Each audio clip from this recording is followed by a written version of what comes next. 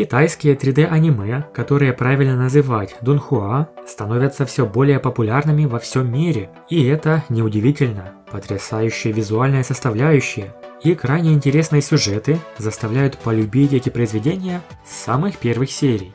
Есть среди них шедевры, или, другими словами, легендарные аниме, которые становятся топами в своем жанре. Даже нет смысла спорить, что они лучшие, потому что это очевидно для всех. В этом видео мы поговорим о лучших 3D аниме всех времен, которые стоят на вершине всего рейтинга. И начнем мы, конечно же, с легенды. Единственная дунхуа, что я знаю, которая уже завершила свою историю и вышел финал. Это, как вы уже догадались, «Боевой континент», первая часть. Для многих именно с этого произведения началось знакомство с китайскими 3D аниме. «Боевой континент» — это легенда, это то, к чему нужно стремиться всем дунхуа, как в плане сюжета, так и графики. А поскольку все серии уже вышли, то можно с удовольствием пересматривать этот шедевр. Это история Тансана и Сяву и семерки монстров Шрека, полная приключений и трогательных моментов, жертвы, смерти любимых и множество потрясающих сражений. Вышло оно в далеком или не очень 2018 году. Каждую серию смотрели около 200 миллионов человек, а совокупный объем произведений превышает сотни миллиардов. Графика здесь отменная, но больше всего впечатляет сюжет и история, а также герои. Невозможно не полюбить семерку монстров Шрека и не проникнуться их жизнью. Не менее классное аниме, у некоторых именно оно забирает первое место. Расколотой битвой Синева небес. Да, если взять топ-3 лучших аниме, то оно для меня наравне с Боевым континентом. Кстати говоря, это первое аниме, что я увидел. Только после него я начал смотреть Боевой континент. А значит, оно заслуживает своего рейтинга. Приключения Сяяня и его товарищей, постоянные битвы, стремление к еще большей силе. Все это в итоге приведет к тому, что Сяянь становится императором пламени. Сюжет и графика также на высшем уровне, и каждая серия бьет рекорды по просмотрам. А какое же третье аниме входит в топ-3 лучших, спросите вы? Это сравнительно свежая дунхуа жанра космическая фантастика. Все уже догадались, это «Пожиратель звезд». Топовое аниме в своем жанре. Графика до неприличия классная. Битвы становятся все более масштабными, а события происходят во всем безграничном космосе. Ло Фэн, главный герой и его товарищи поднимают уровни и становятся владыками вселенной. Сюжет настолько затягивает, что хочется узнать, что же будет дальше. Масштабы просто шокируют. Костюмы, броня и оружие – все это впечатляет. Для любителей фантастики лучшего дунхуа не найти. Возможно, ваш топ-3 может отличаться, но в рамках рейтингов и просмотров, а также отзывов зрителей по всему миру, он таков. Однако с «Пожирателем звезд» может сильно конкурировать в плане популярности одно интересное аниме «Безупречный мир». На пике его просмотры были даже выше, чем у «Пожирателя звезд» и рвали все рейтинги. Это аниме не стоит недооценивать, оно заслуженно входит в топ-10 лучших, ведь графика и сюжет высокого уровня. Таких битв, как в «Безупречном мире», возможно, нет ни в одном из других дунхуа. Такой уровень экшена я разве что мог наблюдать в «Противостоянии Святого», тоже невероятно качественное и зрелищное аниме. В целом, по рейтингам и просмотрам можно поставить плюс-минус на один уровень такие шикарные произведения, как «Безупречный мир», «Противостояние Святого», «Трон, отмеченный Богом» и «Путешествие к бессмертию». Есть, конечно, новинки, которые тоже станут безусловными топами, однако ввиду своего недавнего выхода о них не все знают. Яркий пример этому – «Сказание о пастухе богов». Кто смотрел, тот понимает, что с самых первых серий это претендент на высокие места в рейтинге и топах дунхуа.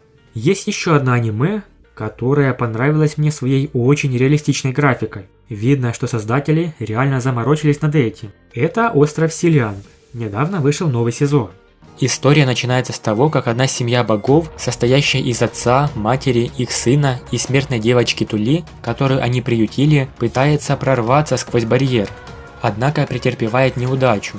Родители погибают в море, а за ними в воду прыгает и их сын. Тули остается на попечении одного старейшины, отшельника, и по мере взросления исследует остров и море и пытается отсюда сбежать. Сюжет довольно интересный, однако разворачивается немного неспешно. Во второй половине аниме становится поживее. Уже полностью вышел первый сезон, и вроде бы анонсирован второй. Рисовка просто отличная, выражение эмоций, мимика, детализация – все просто на высшем уровне. Прорисовка персонажей и окружающего мира тоже хороша. Ради всего этого стоит заценить это произведение. Трон, отмеченный Богом. Действия происходят на китайском континенте, где появляется могущественный злой император вместе со своей армией. 72 колонны заражали порчей все живое вокруг себя. Наступил закат цивилизации, но сильнейшие из людей смогли основать храм 6 святых, противостоящий злу. Главный герой Лун Хао Чэнь вступает в храм и становится рыцарем, чтобы спасти свою мать. Вместе с соратниками они становятся охотниками на демонов номер 1. Рискуя жизнями, они защищают родных и близких. Это история о восстании монстров и человеческом сопротивлении. В этом мире существует 6 храмов, а также запечатанный богом трон для высшей почести.